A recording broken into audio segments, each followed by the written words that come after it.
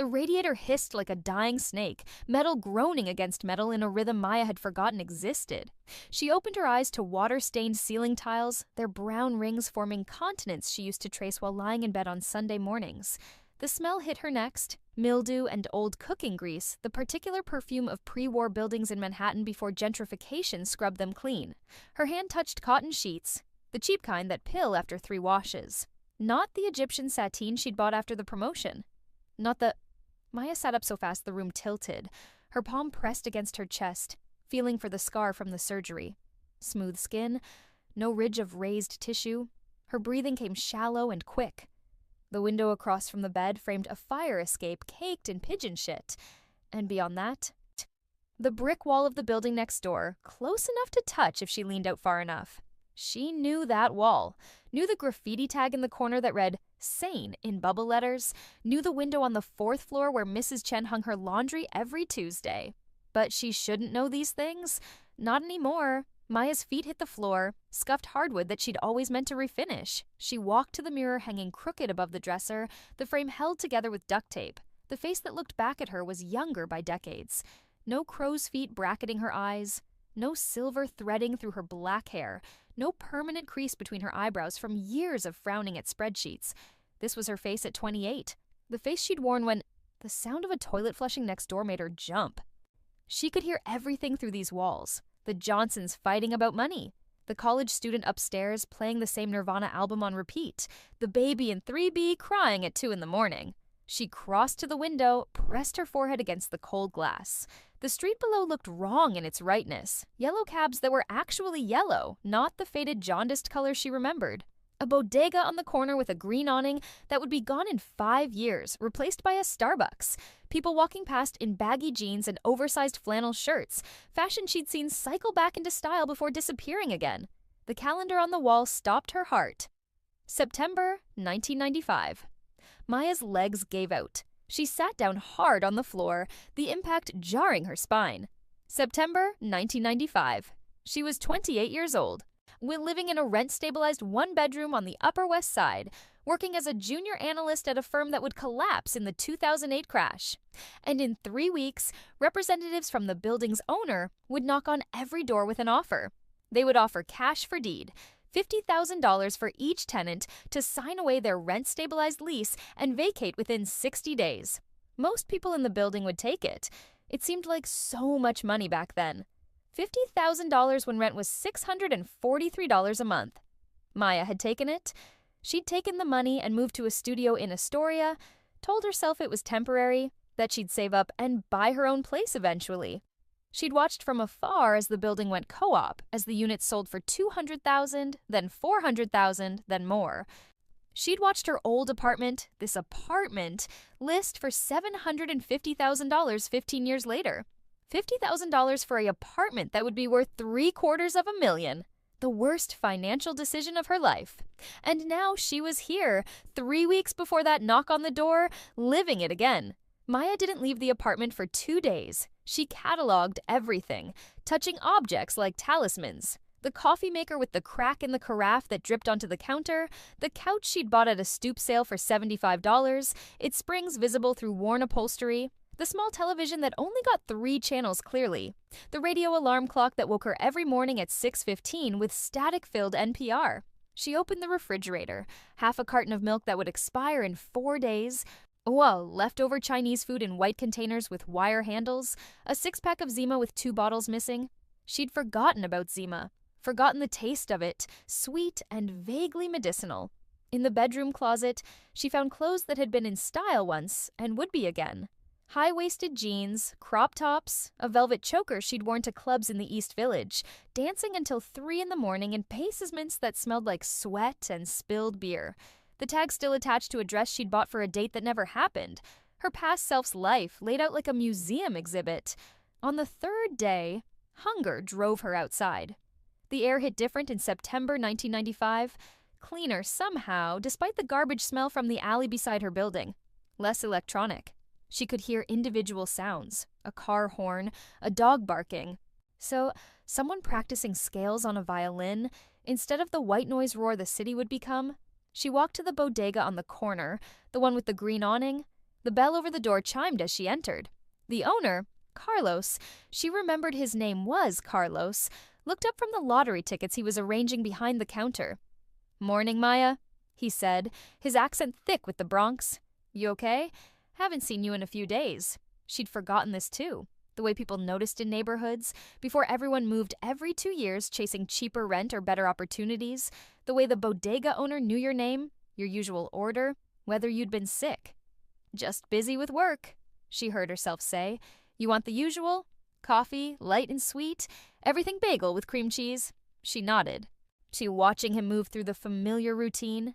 The coffee from the machine in the back corner, 3 sugars, enough milk to turn it beige, the bagel from the basket by the register, already going stale by noon, but still good enough. He sliced it with the efficiency of someone who'd done this 10,000 times, spread cream cheese thick across both halves, wrapped it in wax paper. $3.50, he said. $3.50. Maya reached into her pocket, pulled out a worn leather wallet. Inside, bills that looked fake in their outdatedness. She handed over a 5, took the change. Outside, she sat on the stoop of her building and ate slowly, tasting everything. The bagel was better than she remembered. Or maybe she'd forgotten what real New York bagels tasted like before every city tried to replicate them. The coffee burned her tongue the same way it always had. Across the street, Mrs. Kowalski was setting up her newsstand. In 10 years, she'd be gone, replaced by a dog walker who charged $30 an hour. In 20 years, the whole block would be designer boutiques and artisanal ice cream shops. But now, in this moment, Mrs. Kowalski arranged magazines with gnarled hands, shouting at teenagers who tried to read without buying. "Maya Chen?" She looked up. A woman stood on the sidewalk, smartly dressed in a navy suit with shoulder pads that were just starting to go out of style. Her hair was cut in a severe bob, and she carried a leather briefcase. "Yes?" "I'm Jennifer Walsh with Cartwright Properties. Do you have a moment to talk about an exciting opportunity regarding your building?" 3 weeks early. Maya's heart hammered against her ribs. In her memory, the representatives had come in late September, knocked on doors in the evening when people were home from work. This was the 2nd week of September, barely 9 in the morning. "I'm sorry," Maya said, standing up. "I'm actually running late for work. I could come back. This really is an opportunity you won't want to miss. We're offering cash payments to tenants in exchange for—" "I know what you're offering," Maya said, the words coming out sharper than intended. "And I'm not interested." Jennifer Walsh's smile didn't waver, but something shifted behind her eyes. "Perhaps you don't understand the full scope of—" "I understand perfectly. You want to buy out rent-stabilized tenants so you can convert the building to condos and sell the units at market rate." "I'm not interested." The smile finally cracked. "How did you—" "Have a good day, Miss Walsh." Maya walked back into her building, her hands shaking so badly she could barely get the key in the lock. Behind her, she heard Jennifer Walsh call out something about coming back with a better offer, but the door had already closed. The phone rang at noon. Maya stared at it. A beige rotary phone she'd inherited from her grandmother, its cord tangled into impossible knots. She let it ring 7 times before picking up. "Hello?" "Maya, it's Diane," her boss. Maya's stomach clenched. She'd forgotten she was supposed to be at work. In her previous life, her old life, her future life, she'd called in sick these days, burning through vacation time she couldn't afford to lose. "I'm so sorry," Maya started, but Diane cut her off. "Are you okay?" "What? You sound strange." "I'm fine, just a stomach bug. I'll be in tomorrow." "Take the time you need." "But Maya," Diane's voice softened. "Is everything all right? You've seemed distracted lately." "Distracted?" "Right. In the weeks before the buyout offer, Maya had been distracted. She'd been dating someone. Daniel? David, who'd turned out to be married. She'd been worried about money. Always worried about money. $643 a month for rent seemed reasonable until you factored in student loans and credit card debt and the cost of trying to look professional enough for a job that barely paid $32,000 a year. "Everything's fine," Maya lied. "I'll see you tomorrow." She hung up before Diane could ask more questions. The apartment was too quiet. In her old life, her first life, she'd filled the silence with television, with music, with anything to avoid being alone with her thoughts. Now the silence felt precious, like something that might shatter if she breathed too hard. She made a list. The list was something she'd learned in therapy, decades from now. When the panic got too bad, when the weight of decisions crushed down, you made a list. You wrote down everything you knew, everything you needed to do, everything you could control. Things I know for certain. It's September 1995. I'm 28 years old. I live at 247 West 82nd Street, apartment 4C. In my previous life, I took a $50,000 buyout and left. The building went co-op. My apartment sold for $750,000 in 2010. I lived with that regret for 25 years. Things I don't know. How this happened, if this is real, if I can change things. What else might change if I do things I need to do? Don't take the buyout. Keep my job. Figure out how to afford the co-op purchase price when the conversion happens. Avoid making the same mistakes. The last one was hardest. What were her mistakes? Taking the buyout, obviously, but before that, dating the wrong people, staying in a job that didn't value her, being too afraid to ask for what she deserved. Maya looked around the apartment with new eyes. In her first life, she'd seen it as temporary, a stepping stone to something better. She'd never hung pictures on the walls because she was always planning to move. Nia never invested in real furniture because why bother for a rental? Never made it home because she thought home was something that happened later, somewhere else, when she had more money and more time and more life figured out. She'd been 28 years old and treating her life like a dress rehearsal. Not this time. Maya went to work the next day in clothes that felt like a costume from a period drama.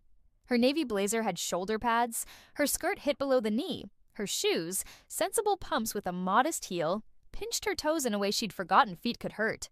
The subway was different too. Graffitied cars with torn vinyl seats, the smell of piss and hot metal. A breakdancer performing between stops, his boombox blaring music that would be nostalgic in 20 years, but just sounded loud now. She got off at Wall Street, emerged into a canyon of buildings that hadn't yet become symbols of financial collapse. The firm where she worked occupied 3 floors of an older building, the kind with marble lobbies and brass elevators that required operators. "Good morning, Miss Chen," the operator said. His name was Albert, and he'd worked there for 30 years before retiring in 2002. She'd gone to his retirement party, brought a card that everyone signed. "Good morning, Albert." The elevator rose with a mechanical groan. 3rd floor, the doors opened to a reception area that looked like every movie about the 90s. Potted ferns, impressionist prints, furniture in shades of mauve and teal. Maya's cubicle was in the back, one of 12 identical spaces separated by fabric partitions. Her computer was the size of a small television, its screen glowing an acidic green. A stack of reports waited on her desk, each one requiring analysis that would take hours of manual calculation because the software was so limited. "You're alive," said a voice behind her. Maya turned. Rachel stood there, holding 2 cups of coffee from the Starbucks that would close in 3 years when the rent tripled. Rachel was her work friend, the person she ate lunch with and complained to about their boss, and shared cigarettes with on the fire escape, even though neither of them really smoked. Rachel, who had moved to Seattle in 1998 for a job at Microsoft and sent Christmas cards for a few years before falling out of touch. "I'm alive," Maya confirmed, taking the offered coffee. "Stomach bug?" "Something like that." Rachel settled against the edge of Maya's desk. She was wearing high-waisted jeans and a fitted blazer, her hair in a style that required considerable effort with a curling iron. "So, did you hear?" "Hear what?" "About your building. Lisa in accounting lives on 87th, and she said there are rumors going around that the landlords are trying to push out rent-stabilized tenants, offering cash buyouts." Word traveled fast, or maybe it had always traveled this fast, and Maya had just forgotten what it was like to live in a neighborhood where people talked, where gossip moved faster than internet. "Someone approached me yesterday," Maya said carefully. "I said no." Rachel's eyes widened. "How much did they offer?" She didn't get that far, but I've heard it might be around $50,000. $50,000! Rachel's voice rose loud enough that people in nearby cubicles looked over. She lowered it to a hiss. "Maya, that's more than you make in 2 years. You could pay off your student loans. I could give up an apartment that's worth 10 times that much." "What are you talking about? It's a rental." "For now, but if they're pushing out tenants, it means they're converting to co-op. When they do, I'll have insider purchase rights. I can buy my apartment for probably 30-40% below market value. And in this neighborhood, Maya gestured toward the window, toward the Manhattan skyline that was already glittering with money. Property values only go up. Rachel stared at her like she'd started speaking in tongues. Since when do you know anything about real estate? Since I lived through it, Maya didn't say. Since I spent 25 years watching the city transform, saw watching people who bought become millionaires while people who rented fell further behind. Since I died at 53 in a hospital bed, drowning in medical debt because I'd never built equity, never had anything to fall back on. I've been doing research, Maya said instead. Research. Rachel's tone made it clear what she thought about that. Maya, you can barely afford to eat out. How are you going to afford to buy an apartment in Manhattan? It was a good question. In her previous life, Maya hadn't been able to afford it. That was part of why she'd taken the buyout. The math seemed impossible. Even with insider purchase rights, even with a discounted price, she'd needed a down payment she didn't have and a salary that could support a mortgage. But Maya knew things now that she hadn't known then. She knew which stocks would boom. She knew which companies would survive the dot-com crash. She knew that a junior analyst at a mid-sized investment firm could, with the right knowledge, turn a small amount of money into a considerable amount. I'll figure it out, Maya said. Rachel shook her head, but she was smiling. You're crazy, but I guess that's why I like you. She glanced at her watch. Shit, I'm late for a meeting. Lunch later? Definitely. After Rachel left, Maya turned to her computer. The green screen blinked with a cursor, waiting. She had work to do, reports to analyze, numbers to crunch, but beneath that she had a larger project. She needed to make money. Enough money to buy her apartment when the building went co-op. Enough money to secure the future she'd lost. And she had exactly one advantage. She knew what was coming. The Wall Street of 1995 wasn't the algorithmic trading, high-frequency, microsecond reaction marketplace it would become. It was still a place where humans made decisions, where timing and research and calculated risks could pay off for someone with the right information. Maya had the right information. She also had $743 in her savings account. At lunch, she walked to a payphone, something that would seem absurd in 20 years, but was completely normal now, and called a number she'd memorized before leaving her apartment. Schwab, this is Dennis speaking. Hi, I'd like to open a trading account. The process was surprisingly simple. Dennis asked for her information, confirmed she understood the risks, explained the fees. Within 20 minutes, Maya had an account number and instructions for transferring funds. $743 minus the minimum opening balance of $500 left her with $243 in checking until her next paycheck. She should have felt terrified. Instead, she felt calm. She knew things. She knew that in November, Netscape would go public and triple in value on the first day of trading. She knew that a small company called Amazon, which had just launched in July, would be worth betting on despite everyone saying online bookstores made no sense. She knew that Microsoft was about to release Windows 95, and while the stock wouldn't explode immediately, it would grow steadily for years. She couldn't invest in everything. $743 wasn't enough for that. But she could make strategic choices, small bets that would compound over time. Maya walked back to the office with her head full of numbers and timelines. She had 2 months until Netscape's IPO, 2 months to save every penny she could to maximize what she'd have available to invest. Rachel was waiting at her desk, holding a takeout bag that smelled like Thai food. "Pad see you," she announced. "Your favorite?" They ate at Maya's desk, Rachel talking about her weekend, about the guy she was seeing who maybe wasn't that into her, about her sister's upcoming wedding. Maya listened with the strange double consciousness of someone who'd heard these stories before, who knew how they'd end. Rachel's relationship would fizzle out. Her sister's marriage would last 18 months before a messy divorce. Rachel herself would meet someone in Seattle, someone kind and stable, and they'd have 2 children and a house with a yard. But Rachel didn't know any of that yet. She was 26 years old, still figuring things out, still making mistakes that seemed catastrophic but would barely register as memories 20 years later. "Are you even listening to me?" Rachel asked. "Sorry, long day. It's 1 in the afternoon." "Long week, then." Rachel studied her with the kind of attention Maya had forgotten friends could give, before everyone got too busy, too distracted, too consumed by the constant connectivity of phones and emails and messages that demanded immediate responses. "Something's different about you," Rachel said. "Different how?" "I don't know. You seem older somehow. Oh, like you figured something out that the rest of us are still struggling with." Maya's throat tightened. "I'm the same person I was last week." "Are you, though?" Rachel's expression was unreadable.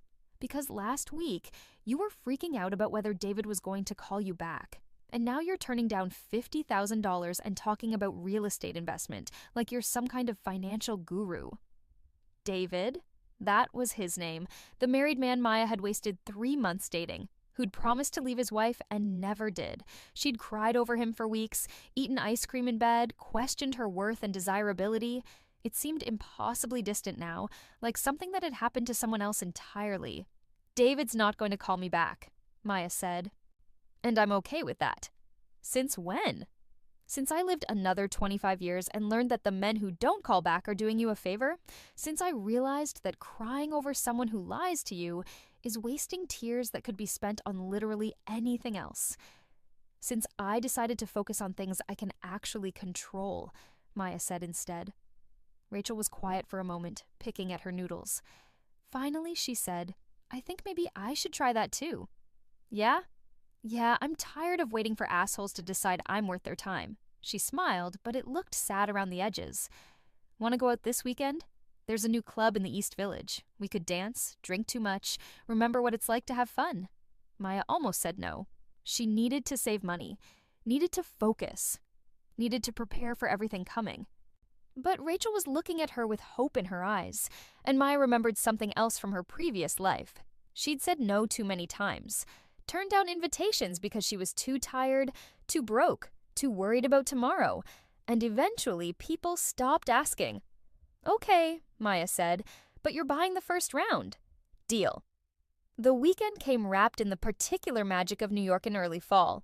The air had cooled just enough to make walking pleasant, and the city seemed to exhale after the oppressive humidity of summer.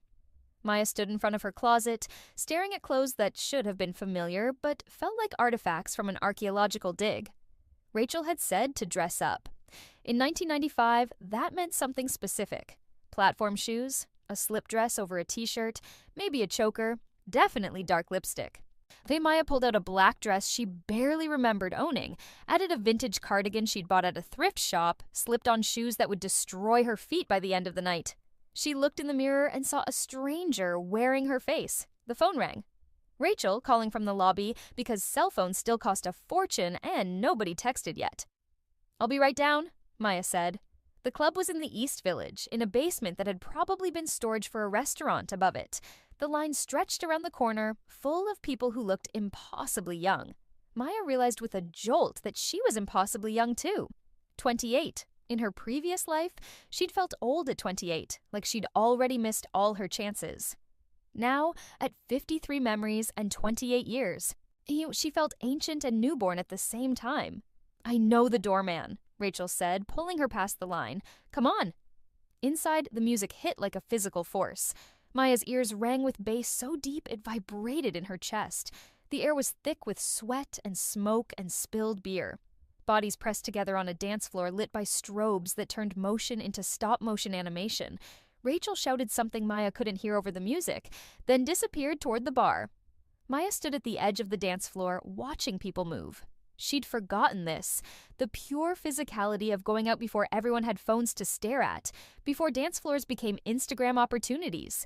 People just danced unselfconsciously without performing for an audience that wasn't there. Rachel returned with 2 beers in plastic cups. She thrust one at Maya. "To bad decisions," Rachel yelled. They clinked cups, drank. The beer was cheap and warm and perfect.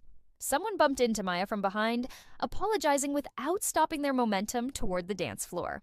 Rachel grabbed her hand, pulled her into the crowd, and then they were dancing, surrounded by strangers who became temporary friends in the way only drunk people in clubs could manage. Maya let herself get lost in it, the music, the movement, the moment. She danced like nobody was watching, because in 1995, nobody was. No cameras, no social media, no permanent record of every night out. Just bodies and sound and the fleeting now. At some point, a guy started dancing near them. Early 30s, good-looking in an unremarkable way, dressed in clothes that tried too hard. He smiled at Maya, and she smiled back without meaning it, and he took that as an invitation to move closer. "I'm Nick," he shouted over the music. "Maya." You come here often? It was such a cliche line that Maya almost laughed. In her previous life, she might have given this guy a chance. Might have danced with him, given him her number, gone on a few dates before realizing they had nothing in common. Not tonight. "I'm here with my friend," she said, gesturing to Rachel. "I could buy you both a drink?" "We're good, thanks." His smile dimmed. "Come on, don't be like that." "Like what? Uninterested?" Maya's voice came out sharper than intended. "Bitchy," he said, and turned away. Rachel, who'd been watching the exchange, stepped closer. "You okay?" "Fine." Maya realized she was shaking, but not from fear or anger, from something else. From the recognition that she didn't have to accept attention she didn't want, didn't have to be polite to men who called her bitchy for saying no, didn't have to waste time on people who made her feel small. She'd learned these lessons the hard way, over decades of bad relationships and worse decisions, and now she got to skip all that, to arrive at self-respect without the scars. "Let's get another drink," Rachel said. They pushed through the crowd toward the bar. The bartender, a woman with purple hair and multiple facial piercings, took their order. While they waited, Maya looked around the club with new eyes. These people, she thought, these beautiful, stupid, hopeful people dancing in a basement in the East Village, they had no idea what was coming. No idea about the dot-com crash, or 9/11s, or the housing crisis, or the pandemic that would lock down the world. They were dancing in the last moment before the future arrived and changed everything. "You're crying," Rachel said. Maya touched her face, surprised to find it wet. "I'm just drunk. We've only had 2 beers. I'm a lightweight." Rachel didn't look convinced, but she let it drop. They took their drinks back to the dance floor, lost themselves in the music again. Maya danced until her feet hurt, and her throat was raw from shouting along to songs she'd forgotten she knew. She danced like it mattered, like this moment was real and important and worth remembering, because it was. At 2 a.m, they stumbled out onto the street. The air felt impossibly cold after the heat of the club. Rachel lit a cigarette. She'd quit in 1997, Maya remembered, and after a health scare that turned out to be nothing, and offered one to Maya. "I don't smoke," Maya said. "Since when? You literally smoked with me last week." Right. In her previous life, Maya had smoked socially until her early 30s, quit and restarted twice, finally given it up for good when the cost became prohibitive. She'd forgotten that at 28, she still carried a pack in her purse for nights like this. "I'm trying to quit," she said. "Good for you." Rachel took a long drag, blew smoke into the night air. "I should too, but not tonight." They walked toward the subway, heels clicking on pavement. The city was never truly quiet, even at 2 a.m. Somewhere, a car alarm wailed. A delivery truck rumbled past. 2 men argued in Spanish outside a bodega, their voices rising and falling like music. I had fun tonight," Rachel said. "We should do this more often." "We should," Maya agreed, knowing they wouldn't. In her previous timeline, they'd gone out a few more times, but life had a way of getting in the way. Work, relationships, exhaustion. The friendship had faded not because they stopped caring, but because maintaining connections took effort they couldn't seem to find. But maybe this time could be different. At the subway entrance, they hugged goodbye. Rachel headed downtown, Maya uptown. The subway platform was nearly empty. Just a homeless man sleeping on a bench and 2 teenagers making out against a pillar. Maya sat on a bench, her feet screaming relief. The platform smelled like urine and hot metal, and that indefinable subway smell that every New Yorker knew intimately. She should have felt disgusted. Instead, she felt nostalgic. The train arrived with a screech of metal on metal. Maya got on, found a seat near the door. The car was covered in graffiti, tags layered over tags, a palimpsest of vandalism. In 10 years, the MTA would clean all this up. In 20 years, the trains would be cleaner than they'd been in half a century. But now, it was still dirty and dangerous and perfect. Maya closed her eyes, let the rocking of the train lull her into a daze. She thought about the club, about dancing, about the guy who'd called her bitchy for saying no. She thought about Rachel, young and hopeful and unaware that her life would turn out just fine. She thought about her apartment, waiting for her at the end of the line. The apartment she was going to keep this time. No matter what, Monday morning came too early and too bright. That Maya dragged herself out of bed, showered in water pressure that barely qualified as a trickle, dressed in her work uniform of conservative blazer and modest skirt. At the office, she went through the motions of her job, analyzing reports, inputting data, attending meetings where men her age were taken seriously, and she was expected to take notes. She'd forgotten how casual the sexism was in 1995, how unremarkable it seemed for her boss to ask her to get coffee while asking her male colleague to present the analysis Maya had actually done. In her previous life, she'd swallowed her frustration, told herself it would get better if she just worked hard enough, proved herself worthy. It had taken another decade for things to change, and even then, not enough. This time, when her boss, Richard, a man who would be forced into early retirement after a harassment complaint in 2003, asked her to get coffee during a meeting, Maya met his eyes and said, "I'll get my own coffee during the break. Right now, I'd like to present my analysis of the Q3 projections." The room went silent. Richard's face flushed red. The three other men at the table looked anywhere but at Maya. "Excuse me?" Richard said. "The analysis you asked for. Would you like me to present it now or after the break?" She could see him calculating, trying to decide how to respond. If he pushed back too hard, he'd look petty. If he let it slide, he'd lose face. "After the break," he said finally. "We're running behind schedule." Maya smiled. "Of course." At lunch, Rachel pulled her aside. "Are you trying to get fired?" "I'm trying to do my job." "By pissing off Richard?" "Maya, he controls your performance reviews, your raises, your entire career trajectory at this firm." "Then maybe I need to work somewhere else." Rachel stared at her like she'd sprouted a second head. "You're serious." "I'm serious." "But you love this job. Did she?" Maya tried to remember. In her previous life, she'd stayed at this firm for 5 years, slowly burning out, slowly accepting that she'd never advance past a certain level. She'd loved the idea of the job, working in finance, being part of the machinery of money, but the reality had been soul-crushing. "I loved the idea of this job," Maya said, "but the reality is that I'm 28 years old. I'm smarter than half the guys who get promoted over me, and I'm tired of pretending that's okay." Rachel was quiet for a long moment. Then she said, "What happened to you?" "What do you mean?" "You're different. I don't know how to explain it, but you're like you woke up one day and decided you didn't have to take anyone's shit anymore." "Maybe I did." "Well, it's terrifying and kind of amazing." Rachel smiled. "But seriously, be careful. Richard's not a good enemy to have." Maya knew Rachel was right. In a rational world, she'd keep her head down, play the game, wait for her moment. But she didn't have time for that.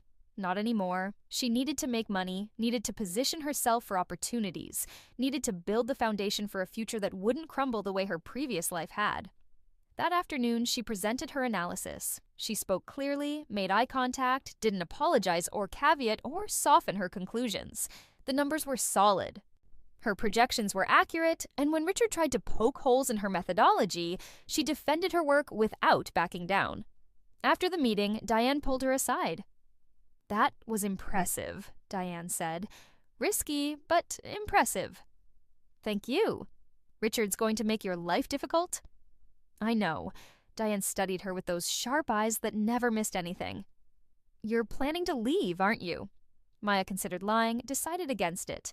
"Eventually, but not yet." "Good, because I'd like to make you an offer." Diane glanced around, lowered her voice.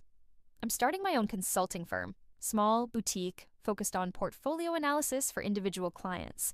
I need someone smart, someone who can think independently. Interested?" In her previous life, Diane had started her consulting firm in 1996. Just Maya had never known about it, had never been invited to join. By the time she found out, Diane's firm was successful and fully staffed, and Maya was still at the same company, still grinding away for people who didn't value her. "Very interested," Maya said. "It won't pay much at first. Maybe $35,000 to start with the potential for more as we grow. But you'd have equity, 5% of the company." $35,000 was barely more than she made now. But 5% of a company that would, Maya remembered, be worth several million by 2005. "I'm in," Maya said. Diane smiled. "Good. I'll need you to start in January. That gives you a few months to wrap up here. And Maya," she paused, "don't burn any bridges. You never know when you'll need to cross them again." Maya nodded, but she was already calculating. 3 months until January, 3 months to save every penny, to invest carefully, to build the financial foundation she'd need, and then a new job with equity in a company that would succeed. Things were falling into place. That night, Maya sat at her kitchen table with a notebook and a calculator. The notebook was spiral bound, the kind college students used, with a cardboard cover that was already bending at the corners. The calculator was the size of a sandwich, solar-powered, prone to glitching when clouds passed overhead. She wrote numbers in neat columns. Current savings, $243 paycheck after taxes, $1,875 every 2 weeks. Rent, $643/month student loans, $240/month utilities, $80/month. Food, $200/month transportation, $100/month subway. Remaining, $512/month. In 3 months, she could save roughly $1,500. Add that to the $243 already in her account, and she'd have less than $2,000 to invest when Netscape went public in November. It wasn't enough. Not nearly enough. Maya chewed the end of her pen, thinking. She needed to cut expenses. Food was the obvious target. She could eat ramen, skip takeout, brown bag lunch every day. That might save another $100 per month. Transportation was fixed unless she wanted to walk everywhere, which wasn't practical. Utilities couldn't be reduced much. What about additional income?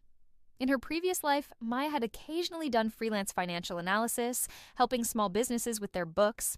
It was tedious work, poorly paid, but it was income.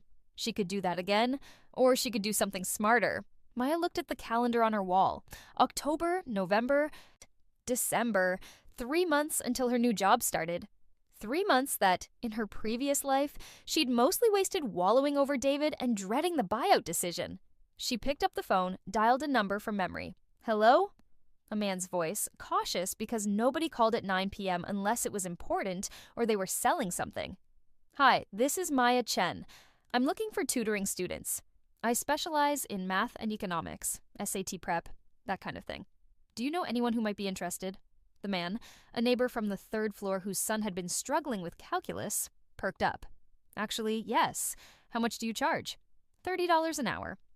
In her previous timeline, she'd charged $20, but inflation existed, and Maya knew her worth now. That's steep, the man said. I guarantee results. Oh, if your son doesn't improve by at least 1 letter grade, I'll refund half the cost. A pause. When can you start? By the end of the week, Maya had 4 tutoring students. She tutored in the evenings, after work, turning her living room into a classroom. 2 high school students struggling with math, 1 college freshman who needed help with economics, 1 adult learner preparing for the GMAT. $30 an hour, 5 hours a week, an extra $600 a month. It was exhausting. Maya would get home from work at 6, eat something quick, then tutor from 7 to 10. But when she held her paycheck from the tutoring, actual cash, because people still paid in cash, she felt something she hadn't felt in years. Power. November arrived with a cold snap that made the radiators in Maya's building work overtime, clanging and hissing like dying industrial equipment. The windows developed condensation overnight, frost patterns that looked almost beautiful if you squinted. Maya woke before dawn on the day of Netscape's IPO. She'd called in sick to work, couldn't risk missing this. Her hands shook as she dialed her broker. Schwab, this is Dennis. Hi, it's Maya Chen. I want to place an order for the Netscape IPO. Everyone does, Miss Chen. How many shares are you looking to purchase? She'd done the math 100 times. Netscape was expected to open at $28 per share. She had $3,200 in her account. If she went all in, she could buy roughly 114 shares. In her previous life, she'd sat on the sidelines, convinced the IPO was overhyped, that internet companies were a bubble. She'd watched Netscape triple on opening day and told herself she'd been right to be cautious. But Maya knew what came next. Netscape would peak, crash with the dot-com bubble, be acquired by AOL. The trick was timing. Get in early, get out before the crash. 100 shares, Maya said. That's $2,800 at the expected opening price. Are you sure? I'm sure. All right, I'll place the order. But Miss Chen, I have to tell you, IPOs are risky, especially for companies that have never turned a profit. You could lose everything. I understand, she hung up, her heart racing. $2,800, nearly all her savings. If this went wrong, she'd be back to zero, with nothing to show for months of work. But it wouldn't go wrong. She knew it wouldn't. Maya spent the day pacing her apartment, unable to focus on anything. She turned on the television, flipped between channels, all of them carrying news about the IPO. Netscape, the company that made the web browser everyone used. Netscape, the symbol of the internet revolution. Netscape, the biggest IPO in Wall Street history. At 4 p.m., her phone rang. "Miss Chen, it's Dennis. I wanted to give you an update on your Netscape shares." "Yes?" "They opened at $71 per share." Maya's knees went weak. $71? More than double the expected price. "Your 100 shares are currently worth $7,100. That's a profit of approximately $4,300. $4,300 in one day. Miss Chen, are you still there?" "I'm here." "What would you like to do?" "Some investors are selling now, taking their profits. Others are holding, betting the price will keep rising." Maya closed her eyes, thinking. In her previous timeline, Netscape had peaked around $170 before beginning its long decline, but that peak came later, after months of volatility. "Sell half," Maya said. 50 shares, keep the other 50. "Are you sure?" "I'm sure." She hung up and sat down hard on her couch. $3,550 in profit from 50 shares. At the original $3,200, and she had close to $7,000. Plus the 50 shares she'd kept, currently worth another $3,500. $10,000 in total value from an investment made that morning. Maya started laughing. It bubbled up from somewhere deep, unstoppable. She laughed until tears streamed down her face, until her sides hurt, until she couldn't breathe. This was real. This was actually happening. She'd gone back in time, and she was making it count. The knock on Maya's door came on a Tuesday evening in late November, just as she was finishing a tutoring session with Marcus, the college freshman struggling with microeconomics. "That's all for tonight," she told him. "Next week, we'll cover perfect competition and monopolies." Marcus packed up his books. "Thanks, Maya. I actually understand this stuff now." "That's what I'm here for." After he left, Maya opened the door to find Jennifer Walsh standing in the hallway. The real estate agent looked less polished than during their first encounter. Her suit was wrinkled, and her severe bob showed signs of humidity frizz. "Miss Chen?" she said. "I'm glad I caught you." "Miss Walsh, I thought I made my position clear." "You did, but I wanted to present you with our revised offer." She pulled a folder from her briefcase. "We're now offering $75,000 for tenants who sign by the end of December." $75,000. $25,000 more than the original offer. In her previous life, this was the number that had broken her resistance. $75,000 when she was drowning in student debt, when she made $32,000 a year, when the idea of owning property seemed impossibly distant. "No," Maya said. Jennifer Walsh's professional smile flickered. "Miss Chen, with all due respect, this is an extremely generous offer. You're in a rent-stabilized apartment paying $643 a month. But you could take this money, invest it, buy a property somewhere else." "Somewhere else," Maya repeated. "You mean somewhere not Manhattan?" "Well, yes. Property in Manhattan is expensive. But in Queens, or even Brooklyn, I like my apartment. I like my neighborhood. I like being able to walk to Central Park and the subway and my favorite coffee shop. Why would I give that up?" $75,000, Jennifer Walsh said, as if repeating the number would make it more persuasive, "is not enough money to give up a rent-stabilized apartment in Manhattan that will only increase in value." "You're very confident in the market." "I'm confident in mathematics. This neighborhood is gentrifying. Property values are rising. If I give up my lease now, I'll never be able to afford to live here again." Jennifer Walsh studied her with sharp eyes. "You seem to know a lot about real estate for someone who works in finance." "I know enough." "Well," the agent closed her folder with a snap. "The offer stands until December 31st. If you change your mind—" "I won't." After the door closed, Maya leaned against it, her heart pounding. $75,000. God, it was tempting. With that money, she could pay off her student loans entirely, could invest aggressively, could build a cushion that would make her feel secure. But security wasn't the same as wealth. Security was playing it safe. Wealth was taking calculated risks. Maya walked to her window, looked out at the street below. A light snow had started to fall, the first of the season, dusting the sidewalks with white. People hurried past, collars turned up against the cold. The bodega's green awning sagged under the weight of accumulating snow. In 20 years, this view would be unrecognizable, but the bones of it, the buildings, the street layout, the essential character of the neighborhood would remain. And she'd be here to see it, to be part of it, to own a piece of it. The phone rang. Maya answered without checking who was calling.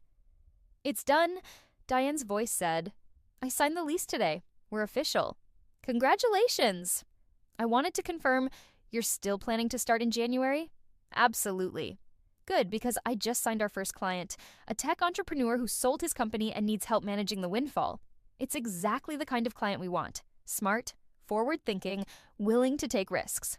Maya smiled. "Sounds perfect." "It is. And Maya, I have a good feeling about this. Ooh, about us. I think we're going to build something really special." After hanging up, Maya made herself tea, the cheap kind that came in bags, nothing fancy. She sat on her worn couch, wrapped in a blanket that had seen better days, and looked around her apartment. It wasn't much. Water stains on the ceiling, scuffed floors, a radiator that clanged like a percussion instrument, thin walls that let her hear her neighbors' entire lives. But it was hers, and soon it would be legally, permanently hers. December unfolded in a blur of work and tutoring and careful financial maneuvering. Maya tracked her Netscape shares obsessively, watching as they climbed toward $100, then $120, then $150. She sold in tranches, taking profits while keeping enough skin in the game to benefit if the price continued rising. By Christmas, her portfolio was worth $32,000.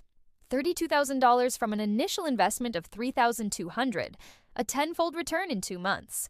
She sat at her kitchen table on Christmas Eve, staring at the statement her broker had sent. The numbers looked fake, like someone had added an extra zero by mistake. But they were real. She'd actually done this. Maya's phone rang, her mother calling from California. "Merry Christmas, sweetie." "Merry Christmas, Mom. How are you? Are you eating enough? Your father and I worry about you out there all alone." Maya smiled. Her mother worried about everything, whether Maya was eating enough, sleeping enough, dating enough, saving enough. In her previous life, Maya had found these calls suffocating. Now they felt precious. "I'm fine, Mom. Better than fine, actually. I got a new job." "A new job? But I thought you liked working in finance." "I do. This is still finance, just a different company. A startup consulting firm. It's risky, but it could really pay off." Her mother made a worried sound. "Risky? Maya, you need stability. You need benefits. What if something happens?" What if something happens? That had been the refrain of Maya's previous life. What if you get sick? What if you lose your job? What if the market crashes? What if fear masquerading as prudence? "I'll be okay, Mom, I promise. You always say that, and I always am." They talked for another 20 minutes. Her mother sharing news about relatives Maya barely remembered. Her father chiming in occasionally with gruff observations about the weather. When they hung up, how Maya felt the familiar ache of missing them mixed with relief at the distance. That night, unable to sleep, Maya walked through her neighborhood. The streets were quiet, most people tucked inside with family and friends. Christmas lights glowed in windows, reflecting off snow that had accumulated over the past week. The bodega was closed, its green awning now decorated with a string of colored bulbs. She walked to Central Park, entered at 81st Street, followed the path toward the reservoir. The park was beautiful in winter, skeletal trees dusted with snow, the city lights reflecting off the frozen water. A few other people wandered the paths, refugees from holiday gatherings or lonely souls seeking solace in the landscape. Maya stood at the edge of the reservoir, looking out across the frozen expanse. Somewhere on the other side, the buildings of Fifth Avenue rose like monuments to wealth. In her previous life, she'd looked at those buildings with a mixture of envy and resignation. They represented a world she'd never access, a life she'd never afford. Now she looked at them and thought, maybe not Fifth Avenue, but something solid and permanent and hers. A voice interrupted her thoughts. "Beautiful, isn't it?" Maya turned to find an elderly man standing a few feet away. He wore a long wool coat and a scarf wrapped several times around his neck. His face was weathered, kind. "Very," Maya agreed. "I've been coming to this park for 40 years, he said. "Watched the city change around it. But this," he gestured at the reservoir, the trees, the silence, "this stays the same." Do you think that's good? Things staying the same? He considered. Good and bad, change is necessary, but so is permanence. You need both to make a life worth living. They stood in comfortable silence for a moment. Then the man tipped his hat and continued down the path, leaving Maya alone with her thoughts. Change and permanence. She was trying to change her financial future while keeping the permanence of her apartment. Was that possible? Could you have both? Maya thought about the buyout offer. $75,000 to give up permanence for change. In her previous life, she'd taken that deal and spent the next 25 years regretting it. This time, she was betting on permanence, on the idea that holding on to something valuable was worth more than the immediate gratification of cash in hand.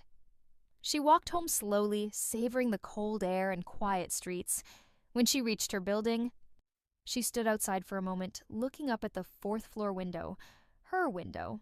The light was off, but she could picture the interior exactly. Every crack in the plaster, every stain on the floor, every quirk and imperfection. Home. January arrived with a cold snap that made the previous month's weather seem tropical by comparison. Maya started her new job at Diane's consulting firm on the second Monday of the month. The office was smaller than she'd expected, just 2 rooms in a building on 42nd Street near Grand Central. One room held 2 desks, filing cabinets, and a conference table. The other was a kitchenette barely large enough for a coffee maker and a mini fridge. "It's not much," Diane said, "but it's ours." Ours. Maya liked the sound of that. Their first client, the tech entrepreneur Diane had mentioned, they was named Robert Chen. No relation to Maya, though the coincidence made them both smile during their initial meeting. Robert had sold a small software company for $3 million and had no idea what to do with the money. "I'm a coder, not a finance guy," he said, spreading his hands helplessly. "I just wrote good software at the right time. Now I have more money than I ever thought I'd see, and I'm terrified of screwing it up." Maya studied him across the conference table. He was younger than she'd expected. Early 30s, with the kind of casual dress that would become ubiquitous in tech, but still looked sloppy in the buttoned-up world of 1990s finance. "What are your goals?" she asked. "Goals? For the money. Do you want to preserve it? Grow it? Fund another venture?" Robert thought about this. "All of the above? I want to be smart about it, but I also want to take some risks. I didn't get here by playing it safe." Maya felt Diane watching her, testing to see how she'd handle this. In her previous life, Maya would have recommended a conservative portfolio, mostly bonds, some blue-chip stocks, minimal risk, safe, sensible, boring. But that was the old Maya, the one who'd lived a safe, sensible, boring financial life, and ended up with nothing to show for it. "Here's what I'd recommend," Maya said, pulling out a notepad. "We diversify, but we do it strategically. Conservative foundation, bonds, established companies, real estate, but we also allocate a portion for higher risk, higher reward investments, tech stocks, emerging markets, companies with solid fundamentals but room for growth." "How much in the high risk category?" 20 to 30%. Enough to potentially generate significant returns, but not enough to devastate your overall portfolio if things go south. Robert leaned back in his chair. "I like it. What kind of tech stocks are we talking about?" Maya glanced at Diane, who nodded slightly. This was Maya's call. Microsoft is solid. They just released Windows 95, and while the stock hasn't exploded yet, they're positioning themselves to dominate the OS market. Amazon is interesting. They just launched. They're losing money, but their business model is sound. Long-term play, definitely risky. Amazon? Robert frowned. The online bookstore? The online everything store eventually. Books are just the beginning. You sound very confident about that? Maya met his eyes. I am. By the end of the meeting, Robert had signed on. $3 million under management, with Maya as the lead analyst, her first major client. After he left, Diane poured them both coffee from the ancient coffee maker. "That was impressive," she said. "Where did you learn to read people like that?" "Practice," Maya said, which wasn't quite a lie. "Well, keep practicing, because if you can land clients like that and deliver returns, we're going to be very successful." Over the next 2 months, Maya worked harder than she'd worked in her previous life. She analyzed markets, researched companies, built portfolios tailored to each client's risk tolerance and goals. She made recommendations based on knowledge she shouldn't have had, which companies would thrive, which would fail, where the market was headed. And she was right. Not every time. That would have been suspicious, but enough that her clients started seeing real returns. By March, the firm had 5 clients under management. By May, 12. Word spread that Diane's new hire had an uncanny ability to pick winners. Maya's own portfolio grew alongside her clients. She'd kept some of her Netscape shares, watched them climb above 160. She'd bought Amazon at $18 per share, ignoring everyone who said online bookstores made no sense. She'd invested in Microsoft, in Cisco, in companies she knew would be massive. Her $32,000 had become $60,000, then $80,000. In June, the letter arrived. Maya stared at the envelope, her hands shaking. It was from the building's management company, and she knew what it contained before opening it. Inside, notice of intent to convert to cooperative ownership. The building was going co-op. Tenants had insider purchase rights, the opportunity to buy their apartments at a discounted price before units went to market. Maya's apartment, according to the letter, had an insider purchase price of $85,000. She could barely breathe. $85,000. She had just over $80,000 in her portfolio. If she liquidated everything, pulled out all her investments, she could almost afford the down payment. But she'd need a mortgage for the rest. And mortgages required proof of income, job stability, credit history. Maya spread the paperwork across her kitchen table. Insider purchase agreement, financing options, timeline. Tenants had 90 days to decide whether to buy. 90 days to secure a mortgage, come up with a down payment, commit to being a homeowner instead of a renter. In her previous life, this had felt impossible. $85,000 might as well have been $85 million. She'd taken the buyout instead, convinced herself she was making the smart choice. Now, looking at her portfolio statements and pay stubs from the consulting firm, it still felt almost impossible. But almost wasn't the same as entirely. The next morning, Maya walked into a bank on Broadway and asked to speak with a mortgage officer. The woman who greeted her looked skeptical from the moment Maya sat down. Her nameplate read, Judith Hernandez, and her expression suggested she'd heard every sob story and over-optimistic projection imaginable. "I'd like to apply for a co-op mortgage," Maya said. "What's your annual income?" $35,000. What plus commission? Maya had started taking a percentage of the returns she generated for clients. Diane's idea meant to incentivize performance. "And you're looking to borrow how much?" "Approximately $60,000.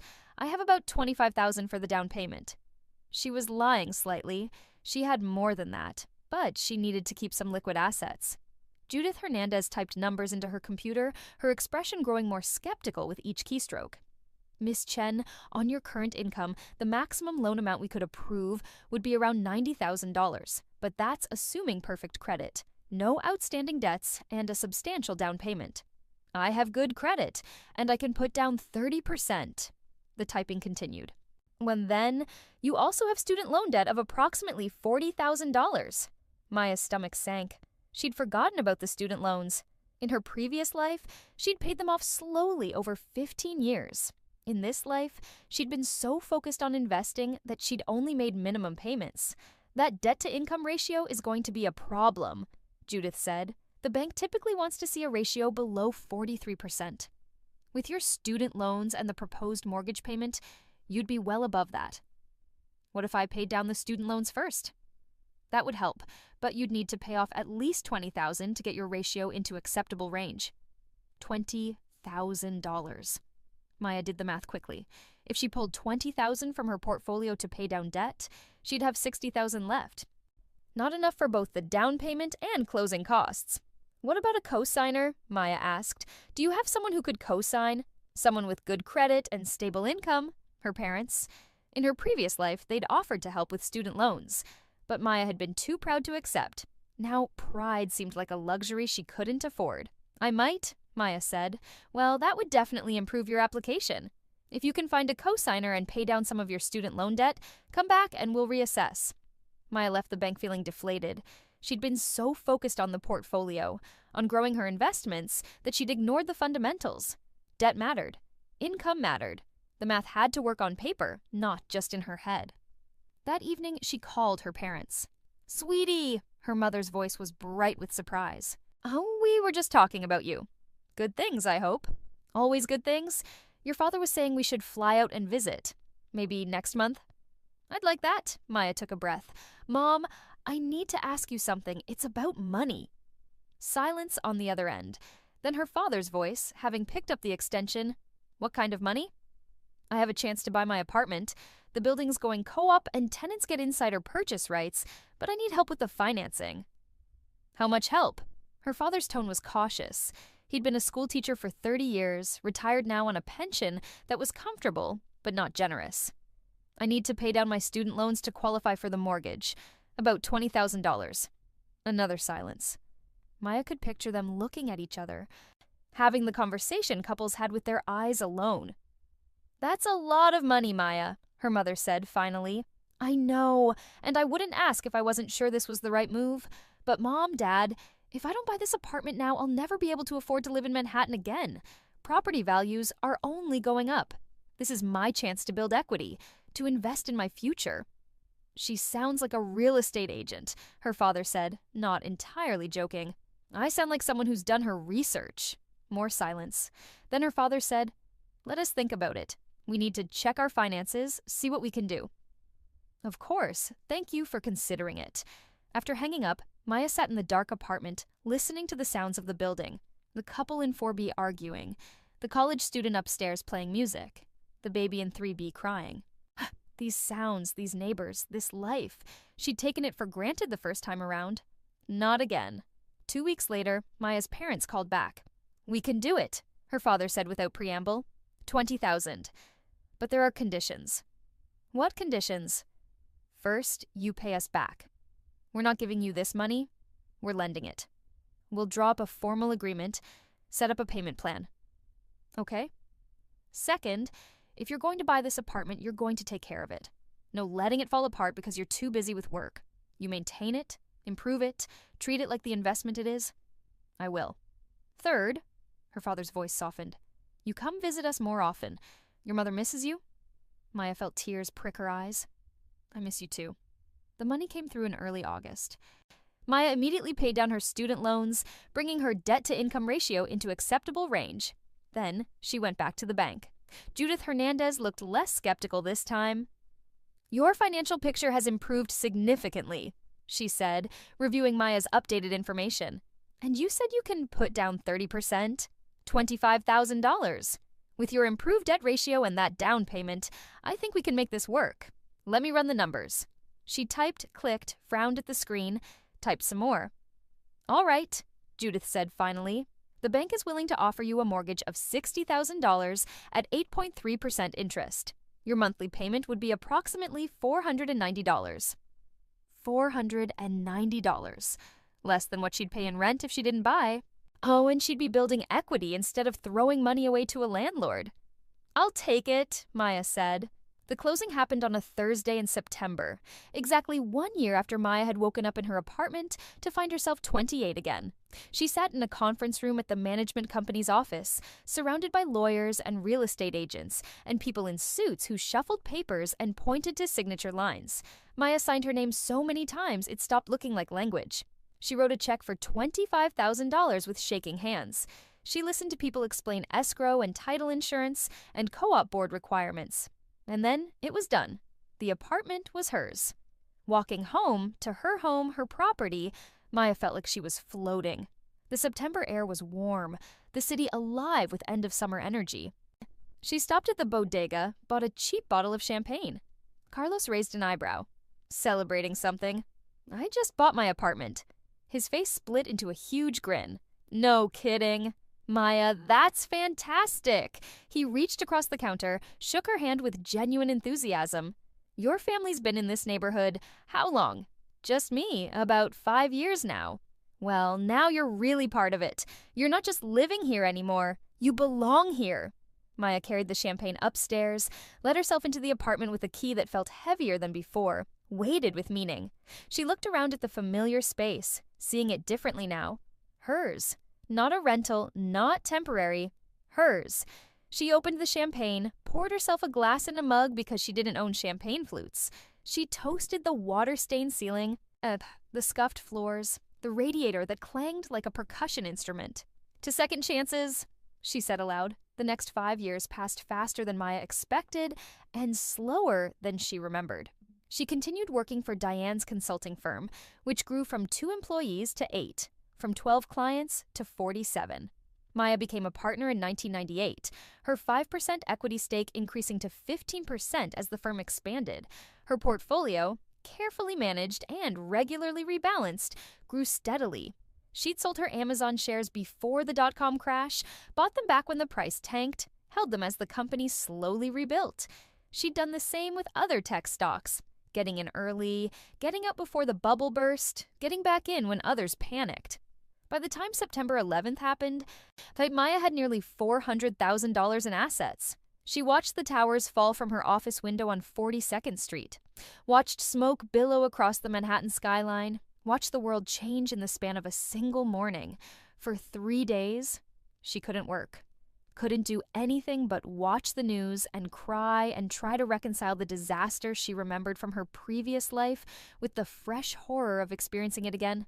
Diane found her in the office late one night, staring at a blank computer screen. "Go home," Diane said gently. "There's nothing we can do here." "I keep thinking I should have warned people," Maya said. "I should have done something." Diane sat down beside her. "Warned them how? You didn't know this was going to happen." But she had known, or at least some part of her had remembered. Yeah, not the details. She'd never known those even in her previous life, but the fact of it, the shape of that terrible day. And she'd done nothing? "Come on," Diane said. "Let's get you home."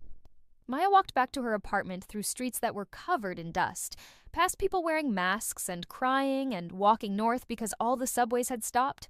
She climbed the 4 flights to her apartment, let herself in, collapsed on her couch. The apartment wrapped around her like a cocoon. Safe, familiar, permanent. She'd made the right choice keeping this place. In the days and weeks after the attacks, when the city felt like it might collapse under the weight of grief and fear, having this anchor, this home that belonged to her completely, made all the difference. In 2005, Maya's apartment was appraised at $450,000. She was 38 years old. She owned property in Manhattan worth nearly $500,000.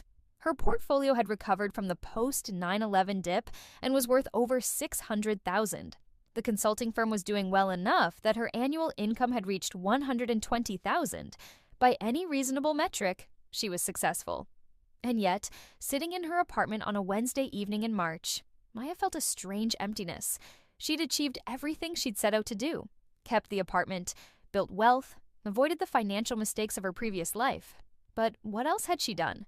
In her previous life, she'd dated, fallen in love, had her heart broken multiple times. She'd traveled, made friends, joined a book club, taken pottery classes. I lived a life that was messy and complicated and full. In this life, she'd been so focused on the financial that she'd neglected almost everything else.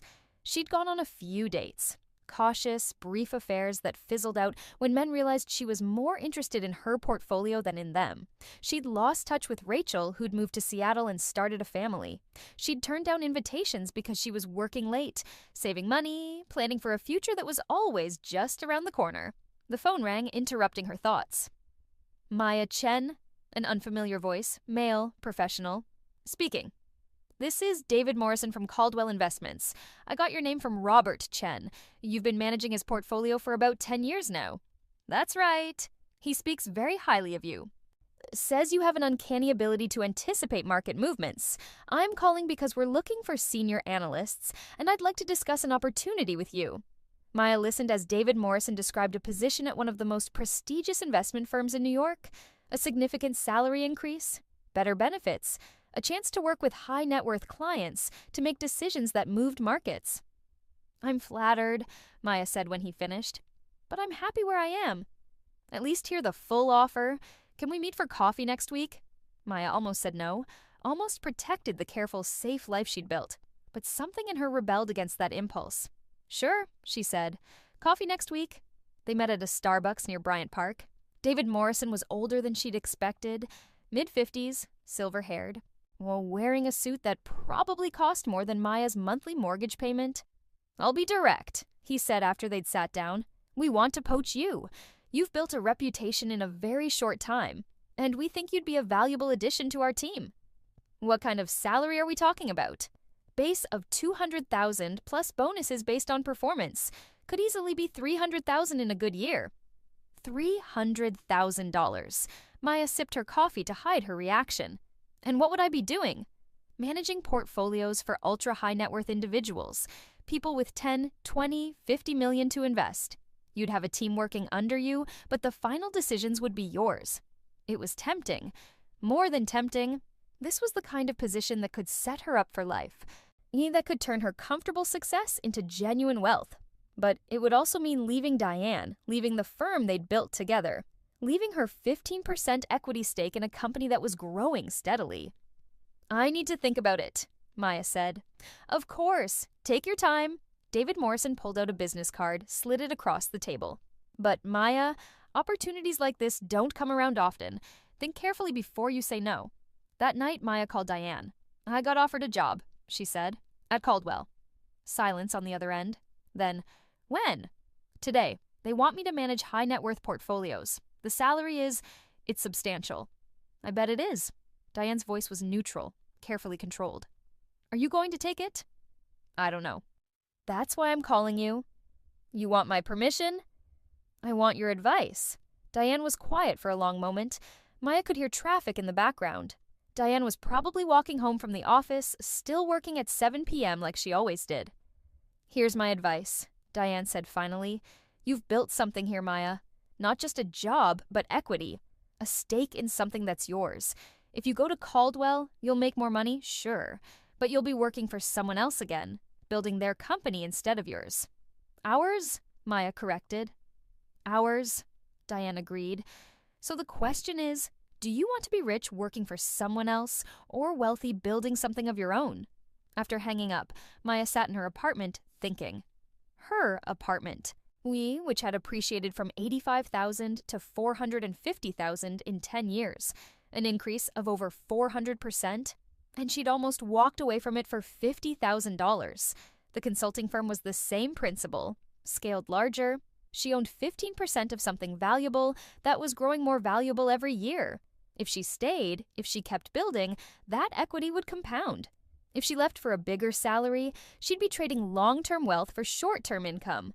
She'd already made that mistake once. Maya called David Morrison the next morning. I'm honored by the offer, she said, but I'm going to stay where I am. He didn't sound surprised. I thought you might say that, but if you change your mind, the offer stands. Thank you. I appreciate it. One more thing, Maya. If you're ever looking for investors, if your firm wants to expand, call me. We're always interested in promising ventures. After hanging up, Maya felt something shift inside her. Not regret, but recognition.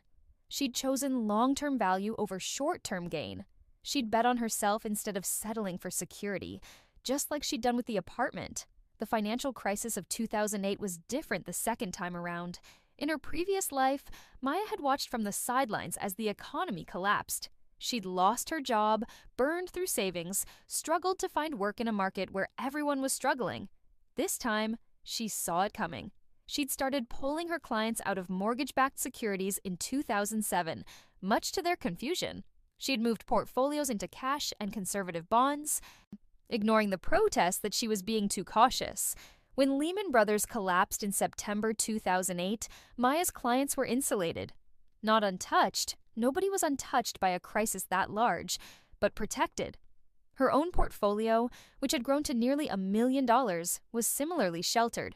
She'd kept some equity positions, but nothing catastrophic. And when the market bottomed out in March 2009, she started buying. Real estate, especially. Properties that had been worth millions were selling for pennies on the dollar. Maya bought a 2-bedroom in Brooklyn for $120,000. She bought shares in a REIT that owned commercial property. She bought stock in banks that everyone swore would never recover. By 2010, when the market started its slow recovery, Maya's net worth had grown to $1.3 million. Her apartment, the one she'd bought for $85,000 in 1996, was appraised at $750,000. Exactly the number she remembered from her previous life. Maya stood in her living room looking at the appraisal document and started laughing. It was the same laugh that had erupted when she'd made her first profit on Netscape, uncontrolled, slightly hysterical, full of wonder and relief and triumph. She'd done it. She'd actually done it. More than that, she'd exceeded it. In her previous life, this apartment had been worth $750,000, but she hadn't owned it. Now she owned it outright. Mortgage paid off 2 years early because she'd been making extra payments whenever possible. Oh, $750,000 in equity, plus the Brooklyn property, plus her portfolio, plus her stake in the consulting firm. She was 43 years old, and she was worth over $2 million. The spring of 2012 brought changes Maya hadn't anticipated. Diane announced she wanted to retire. Not completely, she'd still consult, still advise, but she wanted to step back from day-to-day operations. "I'm 62, she said over lunch at a restaurant in Midtown. "I've been doing this for 40 years. I want to travel, spend time with my grandchildren, sleep past 6 in the morning." Maya nodded, understanding, but also panicking slightly. "What does this mean for the firm?" "It means you buy me out. We've been partners for 17 years. You know this business as well as I do. Better, in some ways. It's time for it to be fully yours." "I can't afford to buy you out," Diane smiled. "You can't afford not to. We have over 100 clients now, nearly $200 million under management. The firm's value has increased substantially." They'd had the firm appraised a year earlier, part of routine financial planning. The valuation had come back at $8 million. Diane owned 55%. Maya owned 15%. The remaining 30% was split between other senior analysts. 55% of $8 million was $4.4 million. "I don't have $4 million, Maya said flatly. "You don't need $4 million. You need a business loan and a payment plan." Diane pulled out a folder, slid it across the table. "I've already talked to the bank. They're willing to finance your buyout at favorable terms. You'd pay me over 10 years with interest, but the firm's growth should more than cover the payments." Maya opened the folder, scanned the documents inside. The numbers were dizzying. Loan amounts, payment schedules, projections. But Diane was right. The firm generated enough revenue that buying her out, while leveraged, was feasible. "Why are you doing this?" Maya asked. "You could sell to someone else, an outside firm, probably for more money." "I could," Diane agreed, "but I built this company from nothing. I don't want to see it absorbed by some corporate entity that doesn't understand what we do. I want it to continue, to grow, to maintain the culture we've created. And I trust you to do that." Trust. Maya felt the weight of that word. "Okay," she said. Let's do it." The buyout took 6 months to finalize. Lawyers, accountants, bankers, everyone had opinions and requirements. But in December 2012, Maya signed the final papers. She now owned 70% of a firm worth $8 million. She had a loan payment of $40,000 per month for the next 10 years. And she was terrified. "Welcome to the big leagues," her accountant said, not entirely joking. Maya went home to her apartment, still the same apartment, still the 4th floor walk up on West 82nd Street, and looked around at space that suddenly felt too small for who she'd become. She could move, could buy something bigger, fancier, more befitting a woman worth over $5 million, a penthouse with a doorman and Central Park views. But this was home. The radiator still clanged, the floors were still scuffed. The ceiling still had water stains, and she loved it exactly as it was. By 2015, Maya had paid off half of Diane's buyout. The firm, now called Chen Investments, though Maya had resisted changing the name, was managing over $300 million in assets. She'd hired 10 new analysts, moved to a larger office, been featured in Forbes as one of the top women in finance. She was 48 years old and living a life she'd barely imagined in her previous timeline. But success brought its own complications. Men her age wanted to date her now, accomplished, wealthy men who saw her net worth as an asset rather than a threat. But they bored her. They talked about golf and their ex-wives and their vintage car collections. They expected her to be impressed by their success while being threatened by hers. So women her age, the few she still knew from the old days, looked at her with a mixture of admiration and resentment. Rachel, on a rare visit from Seattle, had toured Maya's office and said, "I guess some of us were meant for bigger things." "It's not like that," Maya had protested. "Isn't it? You're running a multi-million-dollar firm. I'm a stay-at-home mom in the suburbs. We chose different paths. Both paths are valid." Rachel had smiled, but it hadn't reached her eyes. "If you say so." They'd lost touch again after that visit. Some friendships Maya realized couldn't survive the passage of time and divergence of circumstances. It was sad, but it was also natural. People grew apart. Lives moved in different directions. What Maya hadn't expected was the loneliness. She had colleagues, clients, professional acquaintances. But friends? Real friends, the kind you called at midnight when everything felt impossible? She had no one. Work filled the void. There was always another client, another portfolio, another deal. Maya buried herself in it, let the numbers and strategies consume her attention, until the day her chest started hurting. It was subtle at first, a tightness, a pressure. Maya ignored it, blamed it on stress. But during a meeting with a major client, the pain became sharp, urgent. "Are you okay?" the client asked. "You look pale." "I'm fine," Maya said, but she wasn't. Her assistant called an ambulance. Maya protested the entire way to the hospital, insisting it was nothing. She just needed to rest. The doctors ran tests, EKG, blood work, chest x-ray. "Your heart's fine," the ER doctor said finally. "This was a panic attack?" "I don't have panic attacks." "You do now. Have you been under unusual stress lately?" Unusual stress. Maya almost laughed. She was running a $300 million firm, managing the money of some of the wealthiest people in New York, making decisions that affected hundreds of lives. "Some stress," she admitted. "You need to make changes. Reduce your workload, practice stress management, consider therapy. Your body is telling you something. Listen to it." Maya went home that night, looked around her apartment, the same apartment she'd fought so hard to keep, and felt the walls closing in. She'd won. She'd gotten everything she'd wanted, the apartment, the wealth, the success. So why did she feel so empty? The therapist's office was on the Upper East Side, in a building that smelled like lavender and old money.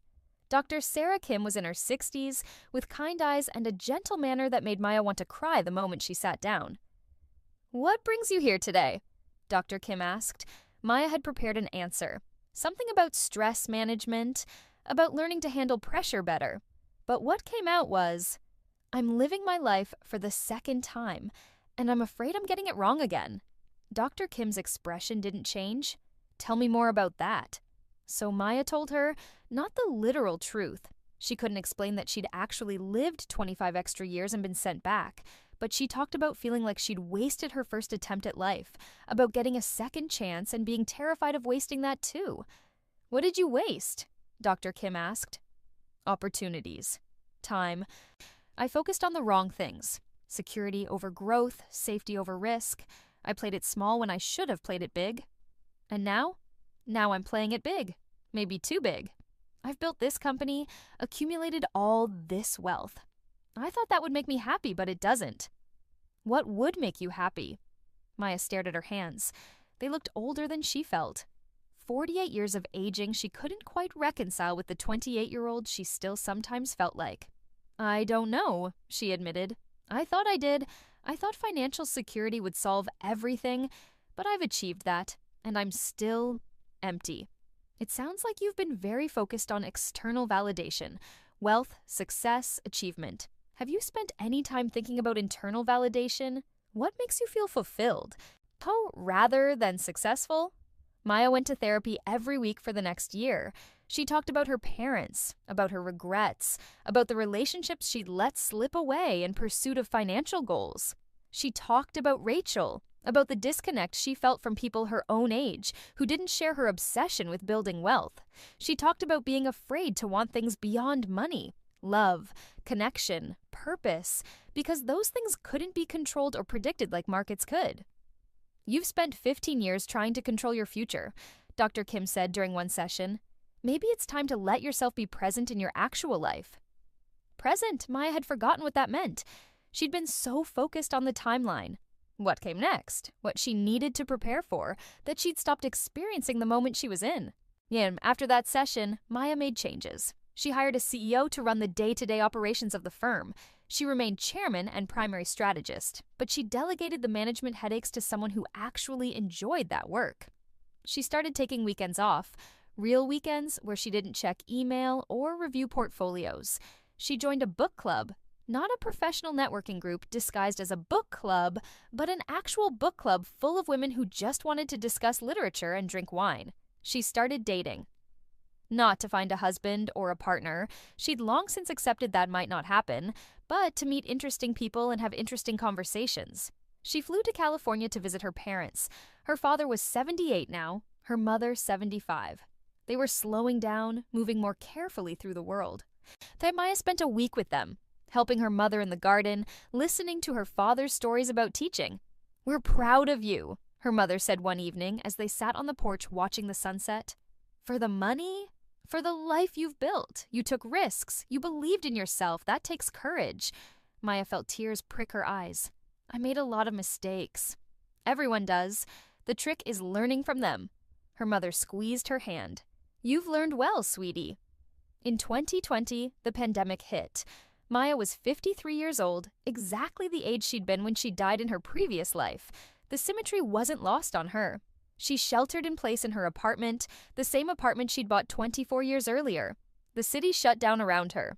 Sirens wailed constantly, and refrigerated trucks lined the streets outside hospitals.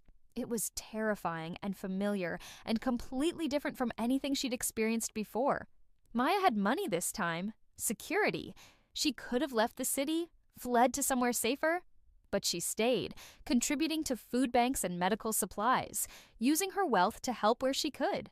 The firm survived, largely because they'd been conservative with investments, had emergency funds, had learned from the 2008 crisis to prepare for the unexpected. Maya's clients panicked, wanted to sell everything. She talked them down one by one, explaining that panic selling was how you locked in losses. "Trust me," she said during countless video calls. "I've lived through this before." Not literally, of course, but close enough by the time the vaccine arrived in 2021. Then Maya had made it past the age she'd died in her previous timeline. Every day after felt like a gift, like borrowed time she was determined not to waste. She was 54 years old. She was worth over $10 million. She owned her apartment outright, owned a controlling stake in a successful firm, had investments across multiple sectors. By every financial metric, she'd won. But winning, Maya had learned, wasn't the same as living. On a Tuesday in September 2025, Maya walked through her neighborhood. She was 58 years old, her hair streaked with silver that she'd stopped dyeing 2 years earlier. Her apartment, the same fourth-floor walk-up she'd bought in 1996, was worth over $2 million now. The neighborhood had changed and stayed the same. The bodega with the green awning was gone, replaced by an artisanal coffee shop. Mrs. Kowalski's newsstand had been replaced by a juice bar. The buildings were cleaner, the streets safer, the whole area gentrified almost beyond recognition. But the bones remained. The same brownstones, the same fire escapes, the same essential character that had made Maya fight to stay all those years ago. She stopped at the corner of 82nd and Broadway, looked up at her building. From the street, it looked like any other pre-war apartment building in Manhattan. But Maya knew every crack in the facade, every quirk of the plumbing, every sound the radiators made. A young couple walked past, arguing about rent prices. "We can't afford to stay here," the woman said. "We should take the buyout." "But this neighborhood will still be here without us in it." Maya wanted to stop them, to tell them to fight for it, to explain that giving up rent-stabilized housing in Manhattan was a mistake they'd regret for the rest of their lives. But she didn't, because maybe for them, it wasn't a mistake. Maybe their path was different. Maybe they needed to leave to find what mattered to them, just like Maya had needed to stay. She climbed the 4 flights to her apartment, let herself in. The space felt like an old friend. Comfortable, familiar, full of memories accumulated over 30 years. Maya had offers to sell, of course. Developers wanted the building. They'd offered $3 million for her 2-bedroom apartment. $3 million for something she'd bought for $85,000. But she'd said no. Some things weren't about the money. Some things were about belonging, about roots, and about having a place that was yours completely. Maya walked to the window, looked out at the fire escape, the brick wall of the building next door, the familiar view that had greeted her for 3 decades. In another timeline, she'd taken $50,000 and walked away from this. In this timeline, she'd fought to keep it. And she'd been right, not just financially, though that was part of it, but right in a deeper way. A way that had to do with knowing yourself well enough to understand what you couldn't afford to lose. The phone rang. Maya smiled. It was probably one of her book club friends, calling to gossip about the latest selection. Or maybe her assistant, confirming tomorrow's schedule, or possibly one of her clients, panicking about market volatility and needing reassurance. She'd answer in a moment. But first, she stood at the window, looking out at the city that had been her home for over 30 years, feeling the solid floor beneath her feet, breathing air that smelled like radiator heat and old coffee. Life unfolded like wind through seasons, sometimes gentle, sometimes fierce, always moving forward. You couldn't control it, couldn't predict all its twists and turns, but you could choose where you stood. You could plant yourself firmly in one spot and say, "This is mine, this matters, I'm not moving." Maya had made that choice 30 years ago, and she'd make it again tomorrow and every day after, for as long as she drew breath. The radiator clanged its familiar song. The city hummed outside her window. The phone kept ringing. Maya Chen was home, and home was exactly where she belonged.